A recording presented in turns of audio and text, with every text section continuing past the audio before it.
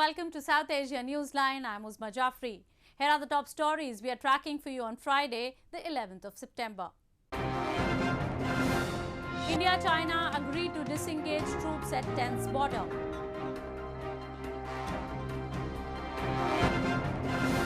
International allies welcome Afghan peace talks set to begin from Saturday. And over 70% COVID-19 patients recover in Nepal despite rising cases. And now for all the details. India and China on Friday said they have agreed on 5 points to guide their approach to the situation on the line of actual control, including the disengagement of troops and easing of tensions. The consensus was reached during talks between India's Foreign Minister S. Jaishankar and his Chinese counterpart Wang Yi on the sidelines of Shanghai Cooperation Organization meet in Moscow.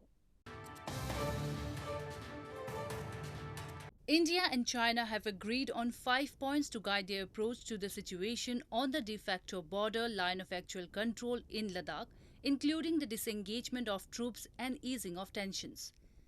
The consensus was reached during talks between Indian Foreign Minister S. Jaishankar and his Chinese counterpart Wang Yi on the sidelines of Shanghai Cooperation Organization meet in Moscow on Thursday evening. A joint statement issued by Indian Foreign Ministry said the foreign ministers in Moscow mainly agreed the current situation in the border areas is not in the interest of either side, and therefore the border troops of both sides should continue their dialogue, quickly disengage, maintain proper distance and ease tensions. It's a good step forward. It's indicative of political will by both China and India to de-escalate, to disengage, to de-induct, and to improve India-China management of not only the LAC but also India-China relations.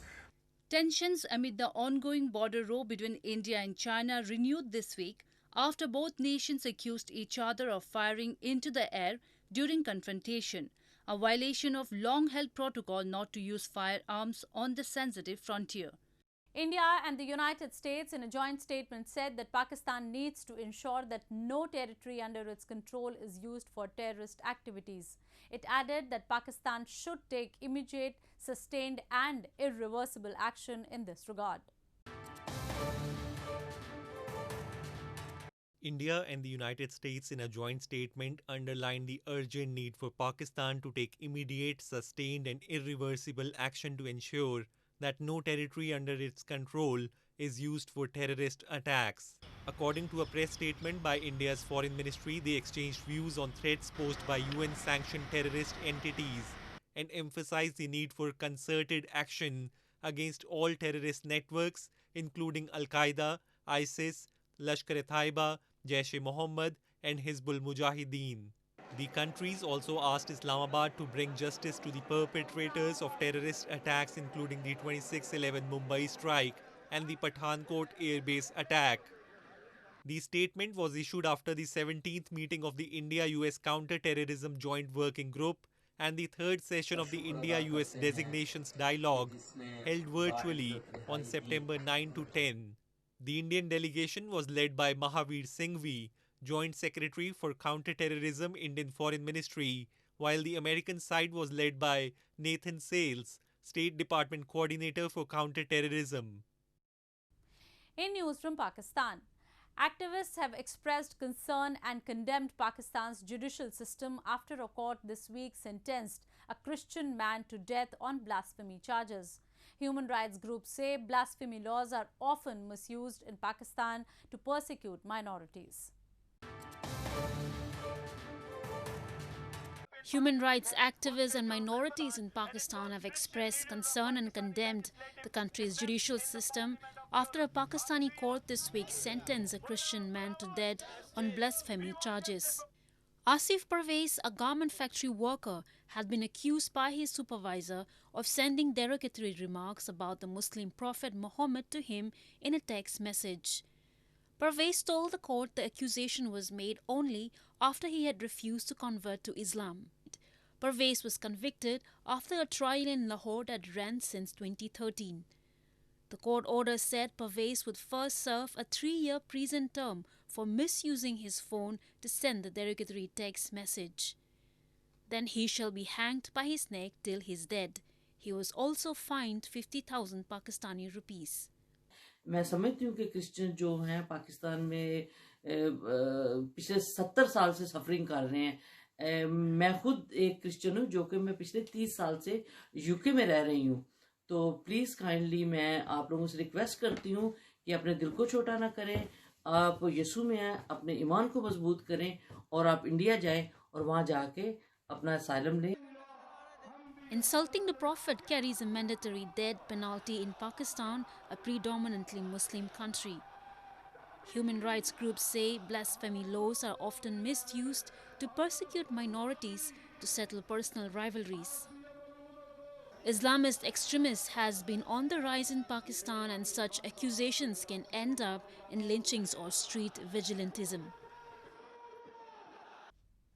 Moving on.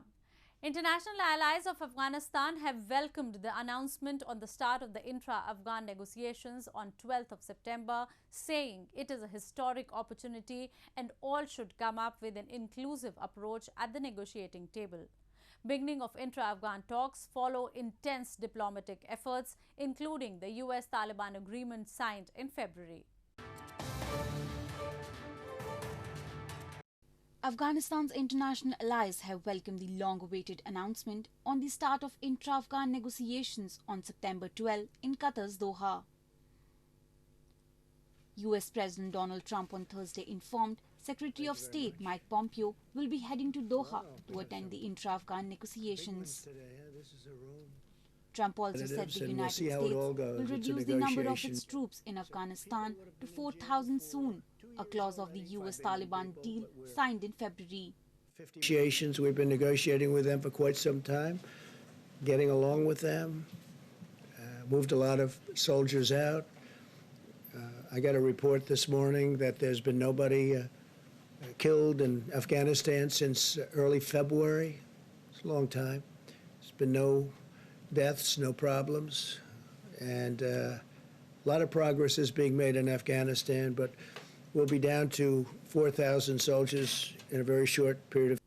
NATO Secretary General Jens Stoltenberg has also welcomed the announcement on the start of intra-Afghan peace talks and said all parties should seize this historic opportunity and build on the gains made with so much sacrifice. He reiterated that NATO remains committed to Afghanistan's long-term security. Qatari government, the Afghan presidential palace and the Taliban on Thursday confirmed that the negotiations will start in Doha on September 12. In news from Nepal, Nepal's coronavirus tally advanced to 51,919 on Friday as 1,454 new infections were reported in the last 24 hours. This is the highest number of infections reported on a single day in the country. Amid rising cases, the number of COVID-19 recoveries has also risen simultaneously in recent days. The number of recovered patients account to about 70% of total infections recorded by the Himalayan nation. Nepal's COVID-19 tally reached 50,465 on Friday, with a rise of 1,246 new cases of infections and 317 fatalities reported a day earlier. 3 districts of Kathmandu Valley reported more than 572 cases of COVID-19 infection on Thursday, the highest single-day spike in cases so far in the valley. As the number of cases continue to rise, the number of COVID-19 recoveries has also risen simultaneously in recent days in Nepal. By Thursday, 35,700 patients had been discharged from hospitals around the nation. Number of recovered patients account to about 70% of total infections recorded by the Himalayan nation. प्रदेश अनुसार प्रदेश 1 बाट 3,218, प्रदेश 2 में 10,152, बागमती प्रदेश में 6,007, गंडकी प्रदेश में 2,077, प्रदेश 5 में 6,133 र कर्णाली प्रदेश में 2,424 तथा सुदूर पश्चिम प्रदेश में 5,689 जना हुनुहुन्छ। कोभिड-19 संक्रमण मुक्त हुने दर 71% छ। The prohibitory order that was imposed on August 19 and later extended for a week has been eased from Thursday. According to public health experts, the spike in new cases in Kathmandu Valley is alarming, and it has been proven that the decision to relax restrictions wasn't based on science. They warned that the infection will spread to wider community if authorities concerned only resort to restrictions to contain coronavirus. A 27-year-old woman from India's northeastern Manipur state has come out with a unique venture of spinning yarn from the stalks of lotus. She has involved women of her village in the task, along with whom she is also producing finished clothes, hoping to generate income amid the coronavirus pandemic. Amid the coronavirus pandemic, when people are losing their livelihood, a 27-year-old woman has started a unique venture of spinning yarn from the stalks of lotus in Bishnupur district of India's northeastern Manipur state. Vijaya Shanti Tongbram had always been fascinated by the beauty of the lotus flowers in Loktak Lake in the region, a source of livelihood for the locals. She involved women of her village in making the yarn from lotus stalk with the hope that it will help generate income for them. She is not only making yarns out of the lotus stalks but also producing finished clothes such as mufflers, shawls and neckties. The young entrepreneur has requested the government to sanction funds under Manipur Startup Idea stage so that she can maintain her lotus farms. Lotus se guardian oina tawninge khotninge adama ha kana man adu oitarga dinang yamna productive oiba posak ama semba yaba gi kari semba yagi habado nang amtang keno taw hai oina sumda khara research kumba khara tawba product se khara hena value leina develop tawba pamba dagi dumaina hosi pause cha ji puthokpudi puthorani bako product mai ai di cha chaba dudi adu khangai adu ko se chaba hai kanu toropachidi andaka chahi ani hai tare ne. Tongbram, who has keen interest in promoting agro-tourism, also said that she is in contact with entrepreneurs in the field to help market her produce. Clothes that are made up of lotus yarn are believed to have medicinal values and are in high demand in both India and abroad.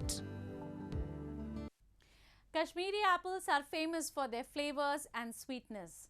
Scientists from an agricultural university in India's northern Jammu and Kashmir territory have introduced the hail net system to protect apples during hailstorms and other natural disasters. This move will benefit both farmers and apple lovers.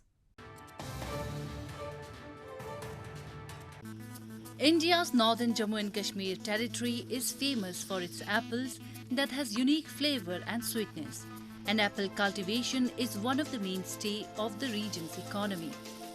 Scientists of Sher-e-Kashmir University of Agricultural Sciences and Technology in Srinagar city have introduced the hail net system to protect high-density crops in Jammu and Kashmir.